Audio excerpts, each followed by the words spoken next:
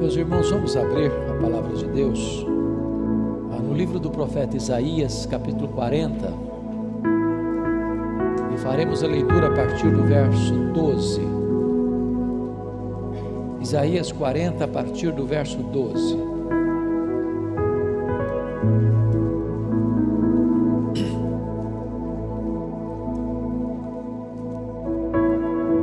Todo esse texto basicamente está regido por perguntas, e perguntas retóricas. A resposta já está na própria pergunta, e eu chamo a sua atenção para o estilo do profeta Isaías ao descrever nesta passagem a majestade de Deus. E o profeta começa assim: quem na concha de sua mão mediu as águas e tomou a medida dos céus a palmos? Quem recolheu na terça parte de um éfa o pó da terra e pesou os montes em romanas e os outeiros em balança de precisão? Quem guiou o Espírito do Senhor, ou como seu conselheiro o ensinou? Com quem tomou ele conselho para que lhe desse compreensão? Quem o instruiu na vereda do juízo e lhe ensinou sabedoria e lhe mostrou o caminho de entendimento? Eis que as nações são consideradas por ele como um pingo que cai de um balde, ou como um grão de pó na balança. As ilhas são como pó fino que se levanta. Nem todo o Líbano basta para queimar, nem os seus animais para um holocausto. Todas as nações são perante ele como coisa que não é nada. Ele as considera menos do que nada, como um vácuo. Com quem comparareis a Deus? Ou que coisa semelhante confrontareis com ele? O artífice funde a imagem, e o ourives a cobre de ouro, e cadeias de prata forja para ela. O sacerdote idólatra escolhe madeira que não se corrompe, e busca um artífice perito para assentar uma imagem esculpida que não oscile. Acaso não sabeis? Porventura não ouvis? Não vos tem sido anunciado desde o princípio? Ou não atentastes para os fundamentos da terra? Ele é o que está assentado sobre a redondeza da terra, cujos moradores são como gafanhotos. É ele quem estendeu os céus como cortina e os desenrola como tenda para neles habitar. É ele quem reduz a nada os príncipes e torna em nulidade os juízes da terra. Mal foram plantados e semeados, mal se arraigou na terra o seu tronco, já se secam, quando um sopro passa por eles e uma tempestade os leva como palha. A quem, pois, me comparareis, para que eu lhe seja igual, diz o Santo? Levantai ao alto os olhos e vede. Quem criou estas coisas? Aquele que faz sair o seu exército de estrelas, todas bem contadas, as quais ele chama pelo nome, por ser ele grande em força e forte em poder, nenhuma só vem a faltar. Porque, pois, dizes, ó Jacó, e falas, ó Israel: o meu caminho está encoberto ao Senhor, e o meu direito passa despercebido ao meu Deus. Não sabes? Não ouviste que o eterno Deus, o Senhor, o Criador dos fins da terra, nem se cansa, nem se fatiga? Não se pode esquadrinhar o seu entendimento. Faz forte ao cansado e multiplica as forças ao que não tem nenhum vigor.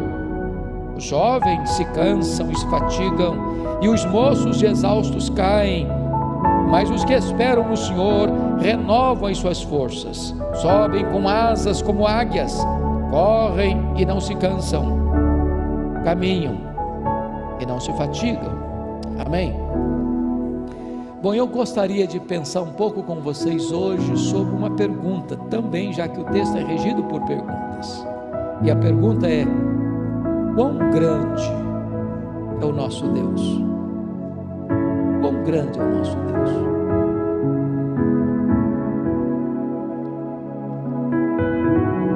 A existência de Deus é um grande desafio para a mente humana. E muitas pessoas, quando param para pensar em Deus, chegam a conclusões muito estranhas e equivocadas. Por exemplo, quando Karl Marx foi falar sobre Deus, ele disse que Deus é uma criação da mente humana.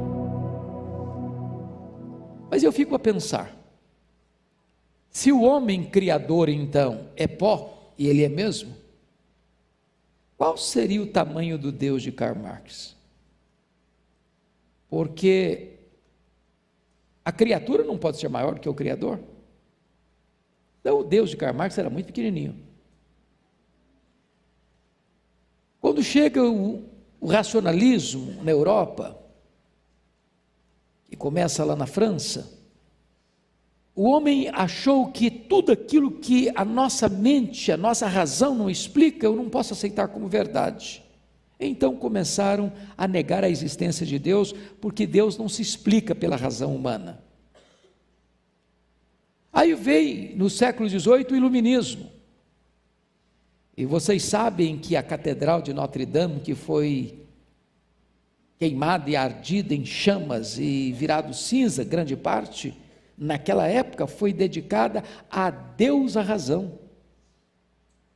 Porque o homem secularizado baniu Deus, negou a existência de Deus. E o homem passou a ser a medida de todas as coisas. Mais tarde, no século XIX, na Alemanha, Friedrich Nietzsche disse que Deus morreu. Deus morreu.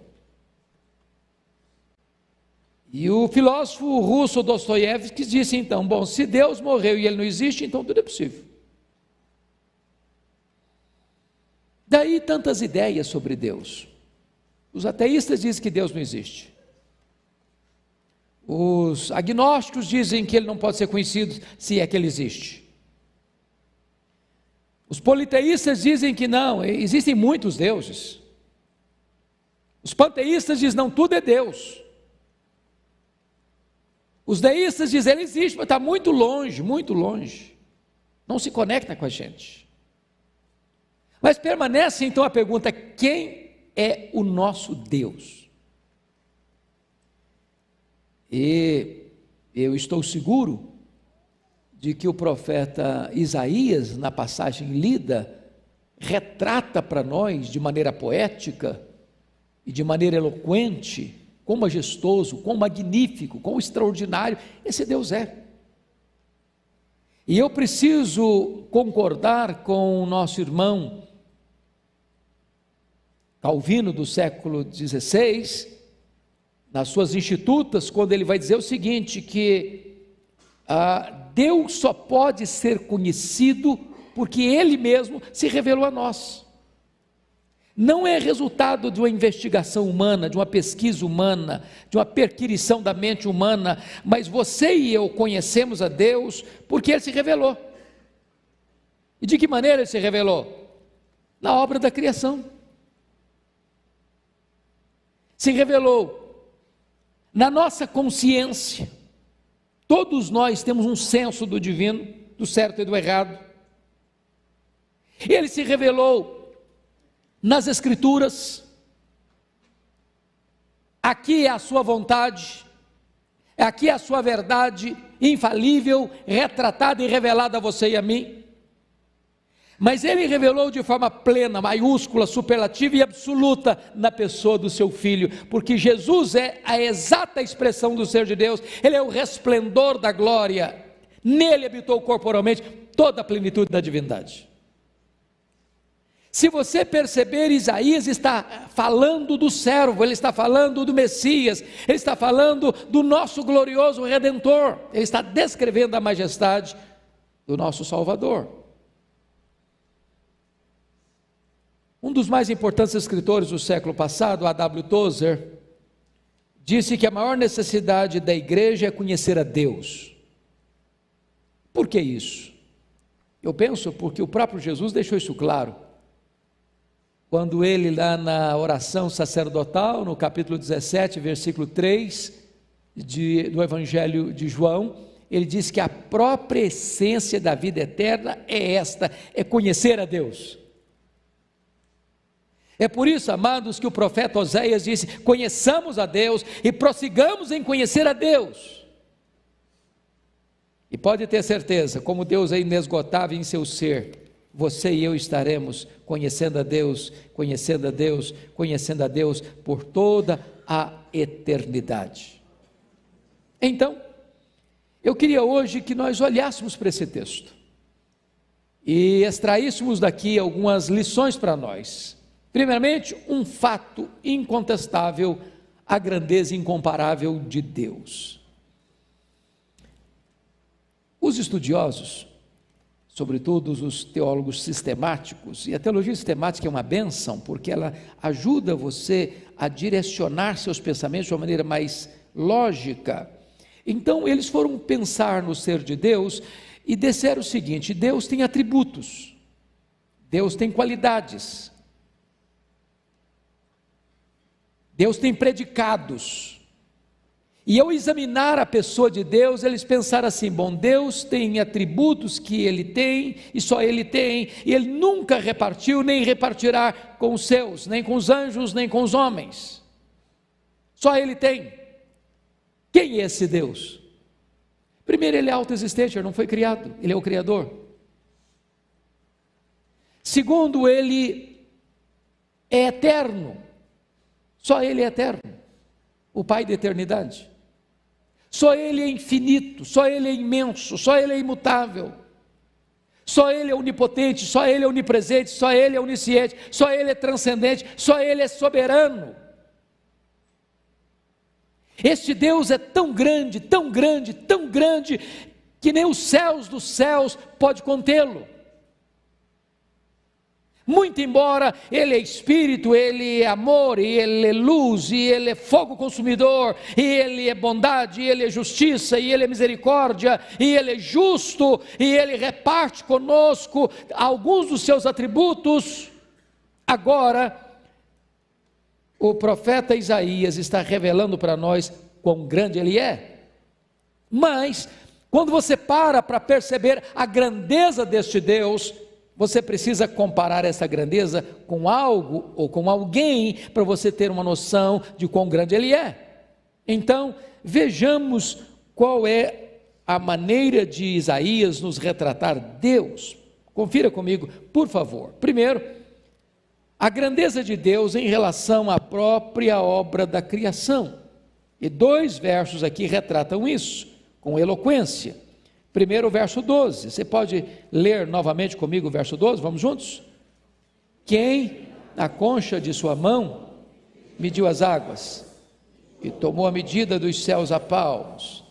Quem recolheu na terça parte de um éfa o pó da terra e pesou os montes em romanas e os outeiros em balança de precisão? Agora vamos para o verso 26, porque ele descreve também a grandeza de Deus em relação à criação. Vamos juntos, versículo 26? Levantai ao alto os olhos e vede. Quem criou essas coisas? Aquele que faz sair o seu exército de estrelas, todas bem contadas, as quais ele chama pelo nome, por ser ele grande em força e forte em poder, nenhuma só vem a faltar. Pensem, meus irmãos, que nas palavras do profeta Isaías, esse mundo não existe desde sempre. A matéria não é eterna. Segundo, este universo não veio a existir por iniciativa própria. Terceiro, este mundo que foi criado, então, não foi criado por meio de uma mega explosão cósmica. Quarto, este mundo que existe não é fruto de uma evolução de milhões e milhões de anos. Este mundo foi criado, e criado por Deus. Mas qual é a relação desse Deus com este mundo criado? E aí ele traz para nós algumas imagens poéticas, com perguntas retóricas. Ele é aquele que mede as águas na concha da sua mão. Que águas? E você para pensar, nos oceanos, no Pacífico, no Atlântico, no Índico, no Mediterrâneo, no Egeu, no Jônico e em tantos outros. E quando você para imaginar nesta figura, que ele mede as águas na concha da sua mão, é a maneira mais eloquente de Isaías dizer que ele é muitíssimo maior do que o universo que ele criou. Esse é o seu Deus. Mas ele usa outra figura no verso 12 que é estonteante para nós. Tomou a medida dos céus a palmos. Bom, quando você olha a olho nu, você vê um céu estrelado. Você fica encantado. O pensador alemão Immanuel Kant diz que há duas coisas o encantavam: a lei moral dentro dele, o céu estrelado acima dele. Mas o que nós vemos é nada diante do que existe.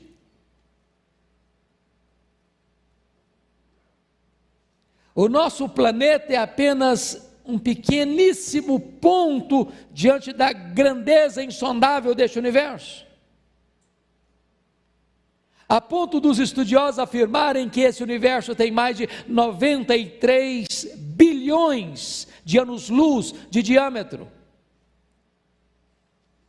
Isso para nós é tão estonteante que nós não conseguimos alcançar. A ponto de, se voássemos à velocidade da luz, 300 mil quilômetros por segundo, nessa velocidade, demoraríamos mais de 93 bilhões de anos para ir de uma extremidade à outra. Isaías está dizendo que ele mediu tudo isso a palmos. Mas ele avança ainda para dizer o seguinte: quem recolheu na terça parte de um éfo pó da terra, é como se eu estivesse medindo as montanhas, os outeiros em balança de precisão. Uma linguagem poética, é bem verdade, para retratar que esse Deus é muito maior do que a obra criada. Mas se você parar para perceber, lá no versículo 26, ele vai usar outra imagem.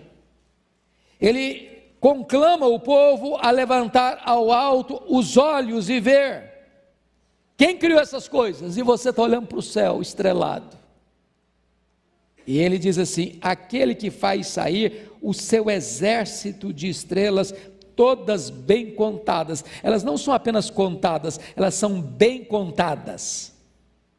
E diz mais: as quais ele chama pelo nome.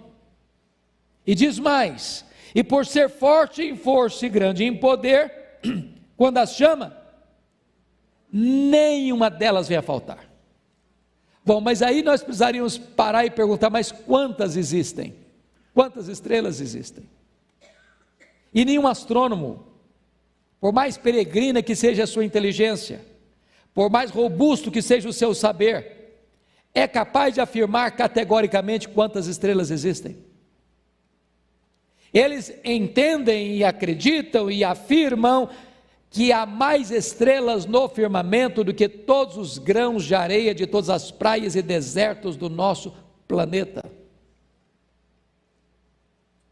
Mas o seu Deus não apenas criou todas elas, Ele conhece cada uma delas pelo nome, Ele batizou cada uma delas pelo nome, e por Ele ser forte em força e grande em poder, quando as chama, nenhuma delas vem a faltar, pois este é o nosso Deus.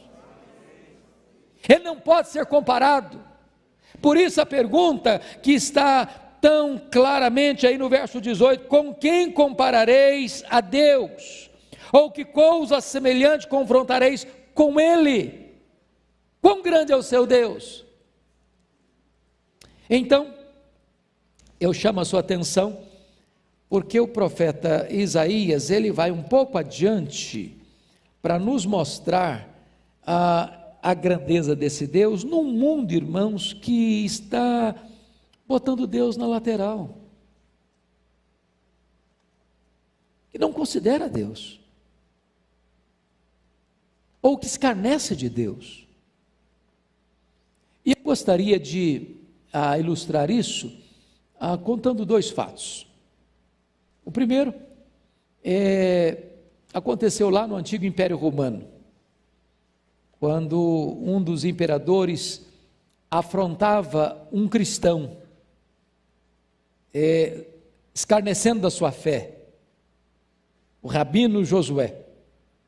E um dia o imperador disse assim: Rabino, se você me mostrar o seu Deus, eu crerei nele. Mostre-me, e eu crerei nele. E o rabino disse: tá bom, mostrarei ao senhor. Aceitou o desafio. E no dia determinado, o rabino convidou o imperador para dar um passeio pelo palácio, pelos jardins do palácio, sol a pino.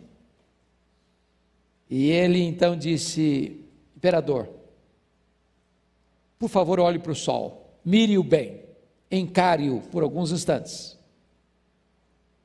O imperador disse: mas eu não posso fazer isso, minha visão ficará toldada se eu mirar o sol. E o rabino disse: não podes contemplar uma das criaturas do meu Deus e pensas poder vê-lo em toda a sua glória?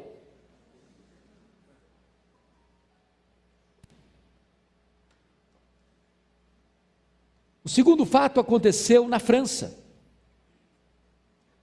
Depois da Revolução Francesa, que foi uma grande onda de ateísmo que varreu a França, e um dos emissários da Revolução saiu para uma região mais interiorana, e chegou então numa pequena cidade, e disse para um cristão simples, humilde, dizendo assim: eu vim aqui, primeiro, para banir da sua mente essa tola ideia de Deus. Segundo, para queimar a sua Bíblia e o seu templo religioso. E o cristão respondeu: o senhor pode rasgar minha Bíblia e queimar minha Bíblia, o senhor pode queimar o meu templo, onde eu adoro a Deus, mas antes do senhor banir da minha mente a ideia de Deus, vai ter que apagar as estrelas no firmamento, porque enquanto elas brilharem, eu saberei que Deus existe, e Ele é o Criador, e Ele é digno da minha adoração. O nosso Deus é majestoso, e a majestade dele pode ser vista em relação à obra da criação. Mas vejamos em segundo lugar o argumento de Isaías. Olha comigo os versículos 13 e 14.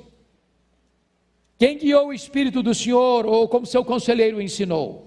Com quem tomou ele conselho para que lhe desse compreensão? Quem o instruiu na vereda do juízo e lhe ensinou a sabedoria e lhe mostrou o caminho do entendimento? Qual é a grandeza desse Deus em relação ao saber, ao conhecimento? Preste atenção que qualquer ser humano instruído, ele é instruído porque recebeu instrução. Os cientistas receberam instrução. Os doutores receberam instrução. Não importa qual é a sua área de especialidade, você só é um especialista porque você aprendeu, porque alguém ensinou você, você teve mestres, você teve conselheiros, você teve alguém que lhe transmitiu o saber. Mas a grande pergunta de Isaías é: mas quem instruiu Deus? Em que escola ele estudou? Onde ele fez o seu doutorado? Que banca examinou sua tese de doutorado? Quem o instruiu para que ele aprendesse? Em quem ele foi buscar orientação para criar o universo? Quem foi o seu instrutor? Quem foi o seu mestre? De quem ele aprendeu? E as perguntas retóricas de Isaías estão mostrando uma coisa para nós: Deus não aprendeu, Ele é a fonte do aprendizado. Ele não estudou ciência, Ele é a fonte da ciência. Ele é a fonte do saber. Todo o saber deriva dele, todo o conhecimento deriva dele, toda a instrução deriva dele. Ele e a verdade dele decorre toda a verdade. Desta forma, Isaías está mostrando para nós quão grande, quão magnífico, quão majestoso é o nosso Deus. Ele é a fonte de todo saber. Mas em terceiro lugar, irmãos, confiram comigo, o profeta Isaías ainda vai mostrar a majestade de Deus, a grandeza de Deus, em relação notem vocês, as nações poderosas. Confira aí, por favor, versículos 15 a 18. Você pode ler comigo, por favor? Vamos juntos? Eis que as nações são consideradas por ele como um pingo que cai de um balde, ou como um grão num pó de balança. As ilhas são como o pó fino que se levanta.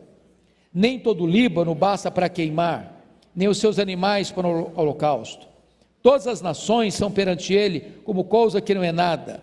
Ele as considera menos do que nada, como um vácuo. Com quem comparareis a Deus? Ou que coisa semelhante confrontareis com ele? Preste atenção.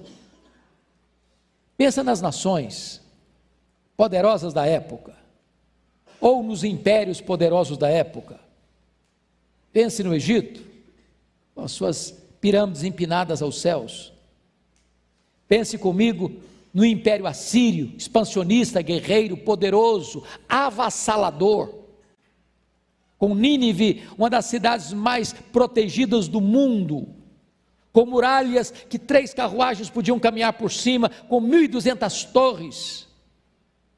Pense comigo na megalomaníaca Babilônia, com seus jardins suspensos, com seus palácios. Pense comigo no Império Medo-Persa. Pense comigo na grandeza do Império Greco-Macedônio. Pense comigo na majestade poderosa do Império Romano, que subjugou diante dos seus pés os reinos do mundo. Agora pense comigo nas grandes potências econômicas, militares e nucleares dos nossos dias. Numa linguagem quase que afrontosa do profeta, ele diz que todas essas nações, não uma delas, todas elas para Deus é como um pingo que cai de um balde. Já teve goteira na sua casa? Aí você bota um balde lá debaixo da goteira, pá, caiu um pingo. Todas as nações são para Deus como esse pingo que cai num balde. Você tem medo de um pingo? Você se apavora com ele? Corre o risco de você ser inundado por um pingo que cai num balde?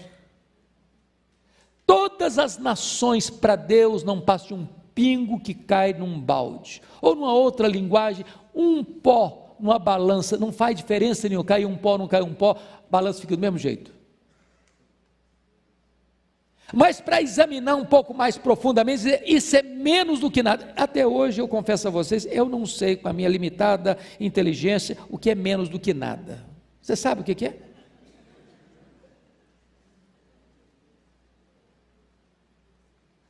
Agora, quando você vê líderes, nações soberbas, arrogantes, zombando, escarnecendo de Deus, diz o Salmo 2 que Deus olha lá de cima e ri deles. E ri deles, tadinho. Deus só está dando a corda, soltando a corda. Entendeu? De Deus não se zomba. De Deus não se escarnece. Oh, irmãos amados, é por isso que o profeta Daniel vai dizer que o povo que conhece a Deus é o quê? Povo forte. É por isso que você e eu precisamos parar de olhar para o nosso umbigo e começar a levantar os olhos e olhar para Deus. Porque você foi criado, você existe com um propósito, é conhecer esse Deus, é glorificar esse Deus e desfrutar da intimidade desse Deus para sempre. Ele é magnífico, ele é majestoso. Mas agora notem comigo, por gentileza, ainda em quarto lugar, a grandeza desse Deus em relação aos ídolos. Olha versículo 19 e 21 comigo, você pode ler? Vamos juntos? O artífice funde a imagem, e o ourives a cobre de ouro, e cadeias de prata forja para ela. O sacerdote idólatra escolhe madeira que não se corrompe, busca um artífice perito para assentar uma imagem esculpida que não oscile. Acaso não sabeis? Porventura não ouvis? Não vos tem sido anunciado desde o princípio? Ou não atentastes para os fundamentos da terra? Preste bem atenção nisso, irmãos. O ser humano, por ter desprezado o conhecimento de Deus, ele, inculcando-se por sábio, tornou-se louco, porque transformou o Deus incorruptível em semelhança de coisas corruptíveis, homens, quadrúpedes, répteis. E você começa a perceber que pessoas tão cultas se transformam em pessoas de uma ignorância total nas questões espirituais. Você chega num país desenvolvido como o Japão e as pessoas queimando incenso para Buda. Eu recentemente estive no Japão e entrei num dos santuários shintoístas, e na entrada do templo tinha uma imensa bacia com incenso, com aquela fumaceira, com aquele mau cheiro horrível, e as pessoas chegavam e queriam mergulhar dentro daquela fumaça, querendo trazer aquela fumaça para dentro delas. Eu visitei no Japão um templo chamado Templo da Fertilidade, onde o órgão reprodutor masculino era a divindade onde as pessoas adoravam.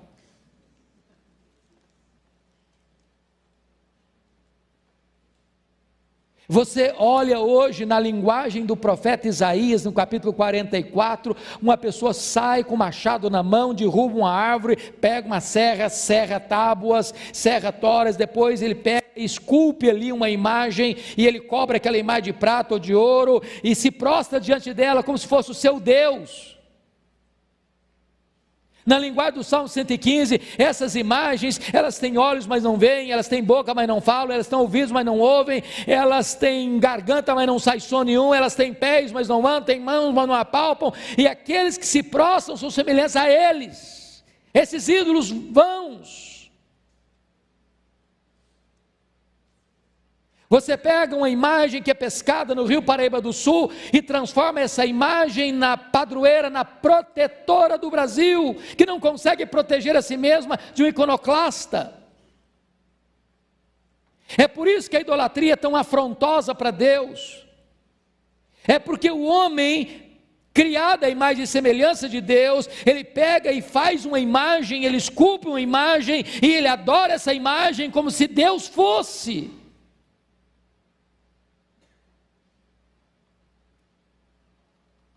O nosso Deus é maior do que os ídolos. Os ídolos não podem salvar. Se você deixá-lo aqui, ele fica aqui. Se você quebrar, fica quebrado. Se você não carregar nas costas, ele não carrega você. Essa é a linguagem de Isaías 46. Os ídolos dos povos precisam ser carregados nas costas, precisa de um andor, precisa de um carro alegórico para levá-los, porque eles não podem andar, eles não podem salvar, eles não podem socorrer, eles são feitos por mãos humanas e eles não têm nenhum poder. Mas o nosso Deus é o Deus Todo-Poderoso. Mas nota ainda comigo, irmãos, a grandeza do nosso Deus em relação aos príncipes. Olha os versículos 22 até o versículo 25, você pode ler comigo, vamos lá? Ele é o que está assentado sobre a redondeza da terra, cujos moradores são como gafanhotos. É Ele quem estende os céus como cortina e os desenrola como tenda para neles habitar. É Ele quem reduz a nada os príncipes e torna em nulidade os juízes da terra. Mal foram plantados e semeados, mal se arraigou na terra o seu tronco, e já se secam. Quando um sopro passa por eles e uma tempestade os leva como palha. A quem, pois, me comparareis para que eu lhe seja igual, diz o santo? Pense comigo nos faraós do Egito. Pense comigo nos grandes reis da Síria, Senaqueribe, por exemplo. Pense comigo no grande Nabucodonosor da Babilônia. Pense comigo em Ciro e Dario do Império Medo-Persa. Pense comigo em Alexandre o Magno do Império Greco-Macedônio. Pense comigo nos Césares de Roma. Pense comigo em Napoleão Bonaparte. Pense comigo em Mussolini, Adolf Hitler, Mao Tse Tung. Onde estão eles? Qual é a glória deles? Viraram pó. Mas o seu Deus está no trono. Aqueles que com empáfia e arrogância acham que são os donos do mundo, eles são como um toco que passa um vendaval, eles são arrancados e não sobrevivem. Ninguém pode desafiar o Deus Todo-Poderoso e prevalecer, pois este é o seu Deus, Ele está no trono, Ele tem as rédeas da história em suas mãos, Ele quem dirige as nações, Ele quem dá vida, Ele quem tira a vida, tudo depende dEle, e Ele de ninguém depende. Este é o seu Deus, glorioso Deus, majestoso Deus. Pois bem, meus amados, mas agora prestem bem atenção, que vem a segunda parte dessa mensagem, que eu quero ser muito breve, que são as implicações da grandeza de Deus em nossa vida, o que ele vai tratar a partir do versículo 27. Confira comigo, por favor. Ele já perguntou no verso 18, com quem comparareis a Deus? E repete a mesma pergunta retórica no verso 25, a quem, pois, me comparareis, para que eu lhe seja igual? Olha, a afirmação do verso 28, não sabes, não ouviste que o eterno Deus, o Senhor, o Criador dos fins da terra, nem se cansa, nem se fatiga, não se pode esquadrinhar o seu entendimento? Então eu gostaria aqui de pensar com vocês algumas coisas bem objetivas. Primeiro, olha a pergunta do verso 27, você pode ler o 27 comigo? Por que, pois, dizes, ó Jacó, e falas, ó Israel, o meu caminho está encoberto ao Senhor, e o meu direito passa despercebido ao meu Deus. Irmãos amados, às vezes nós temos problemas espirituais, conflitos na nossa alma, por desconhecer a Deus. Meu povo está sendo destruído, porque lhe falta conhecimento. Agora, depois que você conhece quão grande é o seu Deus, as perguntas que o povo estava fazendo não tem mais sentido. Primeira pergunta, preste atenção. Por que, pois, dizes e falas, o meu caminho está encoberto ao Senhor? Deus não está sabendo? Estou passando um perrengue, estou passando uma luta, estou passando uma prova, estou sofrendo, estou doente, estou desempregado, estou angustiado, minha família está passando problema, e as pessoas estão dizendo, eu acho que está encoberta a Deus, Deus está sabendo disso não. Porventura, há alguma coisa que pegue Deus de surpresa? Existe algum problema da sua vida que seja do desconhecimento de Deus? Depois dessa descrição da majestade de Deus, é possível pensar que Deus não saiba o que você está passando, o que você está vivendo, lá no recôndito da sua casa, da sua família? Mas a segunda pergunta deles, ela tem um tom mais pesado, de censura. Olha aí o versículo 27, parte B, quando ele diz assim, e o meu direito passa despercebido ao meu Deus. Agora ele está acusando Deus de ser um Deus injusto, de ter direitos e Deus não estar dando a ele o direito que ele tem, de estar passando determinada situação na vida em que ele não merece estar passando, e que Deus não está cuidando, e que Deus não está intervindo, e que Deus não está agindo, e que Deus não está trabalhando em favor dele. Então a primeira acusação é que Deus desconhece, a segunda acusação é que Deus é injusto. Como é que a resposta vem a essas duas questões? Versículo 28, você pode ler comigo? Não sabes, não ouviste, que o eterno Deus, o Senhor, o Criador dos fins da terra, nem se cansa, nem se fatiga, não se pode esquadrinhar o seu entendimento. Então preste atenção nisso, amado. Deus não se cansa de cuidar de você. Não há Deus como o nosso, que trabalha para aqueles que nele esperam. Aos seus amados ele os dá enquanto dormem. Ele cavalga nas alturas para a nossa ajuda. Ele não se cansa de todo dia dar o pão de cada dia a você. Ele não se cansa de proteger você, de preservar você, de guardar você, de cuidar de você. Ele não se cansa de ouvir as suas orações, Ele não se cansa de perdoar os seus pecados, Ele não se cansa, Ele não se fatiga, Ele está hoje 24 horas no ar, cuidando de você, como vigia. Ele não dorme, Ele não toscaneja, Ele cuida, Ele cerca, Ele protege, Ele abençoa, Ele guarda, Ele conduz. Esse é o seu Deus. Mas agora, há uma promessa no verso 29, confira comigo. Faz forte ao cansado e multiplica as forças ao que não tem nenhum vigor. Eu não sei quanto a você, mas não é só gente idosa que fica cansada, é? É uma meninada cansada aí, tem não? Hã?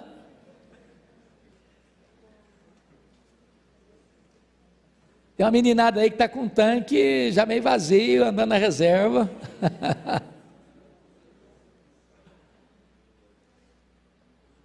Então, eu vou dizer uma coisa para você: Deus faz forte ao cansado, viu?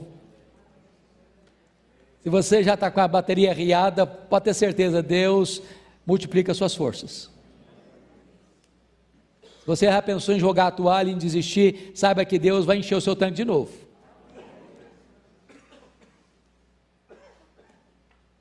Mas agora, ele faz uma declaração de admissão. No verso 30, os jovens se cansam, se fatigam, e os moços... Por que não falou que os velhos se cansam e se fatigam? Porque seria mais fácil entender, não é não? Mas estou meio cansado, né, Garival? Estou meio cansado. Alguns estão pensando em aposentadoria, pendurar a chuteira. Mas ele não usa a figura do velho que está cansado. Seria até fácil de entender. Mas ele está dizendo que os moços, os jovens se cansam, os moços se fatigam, e eles exaustos caem. Porque eu posso garantir para você que as lutas da vida não são enfrentadas na força do braço da carne.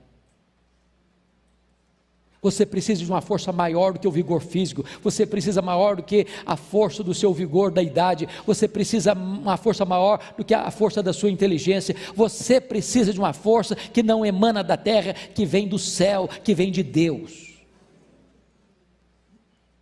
E por isso o texto conclui no verso 31 de uma maneira brilhante, maravilhosa, eloquente.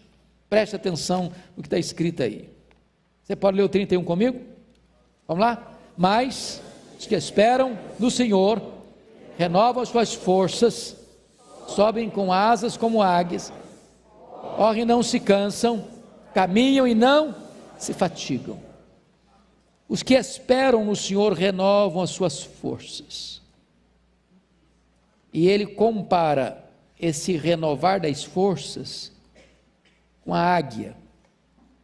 A Bíblia diz lá no Salmo 103, versículo 5, que Deus renova a nossa mocidade como a da águia. Muito debate, muito se disse, muito se escreveu sobre essa questão de como Deus renova as forças da águia. Mas dizem alguns estudiosos que quando a águia está assim, cansada, as garras enferrujadas, com as penas enferrujadas, com o bico enferrujado, ela dá uma parada, ela faz um retiro rumo à solidão, para o alto dos penhascos, e ali ela trata dela mesma, tirando as penas enferrujadas, amolando o bico para que aquele bico todo enferrujado, aquele ferrugem caia, as garras também, e depois ela começa a ver que as penas vão surgindo bonitas e novas, as unhas fortes, o bico como aço, e ela volta para suas lides completamente remoçada. Eu não sei se você está precisando arrancar algumas penas enferrujadas, você está precisando amolar seu bico, dar uma limpada aí no seu linguajar. Se você está com as garras meio frágeis, precisando de afiar suas armas espirituais, mas eu estou dizendo para você que Deus renova as suas forças. E eu queria concluir dizendo que me impressiona por demais a ordem desse texto no 31, porque diz: os que esperam no Senhor renovam suas forças, sobem, correm e caminham. Preste atenção nos verbos: subir, correr e caminhar. Eles não estão em grau ascendente, eles estão em grau descendente. Arival e eu aprendemos no seminário, e olha, tem muito tempo, que em homilética ou em qualquer curso de oratória, você conclui um discurso com argumentos ascendentes e não descendentes. Nós diríamos: aqueles que esperam no Senhor renovam suas forças, e eles caminham, e eles correm, e eles sobem. Não seria mais bonito? Por que o texto está em grau descendente? Os que esperam no Senhor sobem, correm, caminham. Porque na verdade, subir poucas vezes a gente sobe na vida. Correr, quando você é mais jovem você corre. Mas caminhar é a dinâmica da vida, é a rotina da vida. Sabe onde as suas energias são mais consumidas? Não é nas poucas vezes que você voa, nem em algumas vezes que você corre. Suas energias são consumidas na rotina do caminhar. Vai para o trabalho, volta para casa, vai à igreja, volta para casa. É a rotina da vida. E sabe, Deus está aqui hoje para renovar suas forças. Para você voar como águia, para você correr como atleta, para você caminhar como um cristão vitorioso. Quem é o seu Deus? Quão grande é o seu Deus? Se Ele é tão grande como a Bíblia está dizendo que Ele é, então descansa nele. Então ponha sua ansiedade aos pés dEle. Então volte a viver com serenidade. Se Ele tem as rédeas das nações e do universo nas mãos, você acha que Ele não pode cuidar dos detalhes da sua vida? Se para Ele as nações todas são como um pingo que cai num balde, você acha que os seus problemas deixam Deus sem saber o que fazer? Se Ele é capaz de contar cada estrela e chamar pelo seu nome, você acha que Ele não conhece você pelo nome? Você acha que Ele não ama você e cuida de você? Ele vai guiar você com o seu conselho eterno, e Ele então vai receber você na glória. Descansa nele, confia nele, põe o seu fardo nas mãos dele, e desfrute de uma vida plena, maiúscula, superlativa e abundante. Vamos ficar em pé? Vamos orar.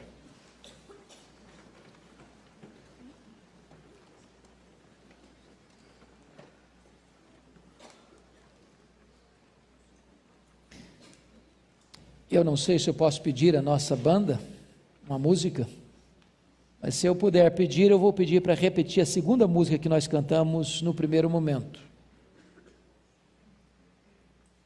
Atrapalha vocês não? Então vamos fazer isso. Nós vamos orar e depois nós vamos cantar a música que nós já cantamos, porque eu acho que ela é muito própria e muito oportuna para concluir a mensagem de hoje à noite. Pastor Arival, o senhor ora por nós, por favor. Por favor. Com testosterona, você toma uma injeção dessa aqui, você sai, né? Senhor Deus, Tu és grande demais, Tu és imensurável, Senhor. E nós ficamos deslumbrados com a Tua grandeza, com a Tua majestade. E o que é bom nessa noite é sabermos que apesar de tão grande, o Senhor se importa comigo, com cada pessoa que está aqui, Senhor. Que aquilo que nos angustia o Teu coração. Que aquilo que nos entristece o Senhor. Que aquilo que nos alegra o coração do Senhor. Pai, derrama unção de graça sobre nós aqui nessa noite. Que nós possamos receber essa força A tua palavra diz que o Senhor faz forte ao cansado. Então, na nossa fraqueza, nos fortaleça aqui nessa noite, Senhor. E que nós possamos, deslumbrados com a tua grandeza, sejamos impactados por ela, nutridos por ela. E que cada vez mais nós possamos crescer em admiração, em louvor, na nossa vida pelo Senhor. Quão grande é o meu Deus. Quão grande é o nosso Deus. Que essa verdade saia martelando a nossa mente para nós lutarmos essa semana, no restante dela, em nome de Jesus. Amém, Senhor. Vamos lá, irmãos. Quão grande é o meu Deus.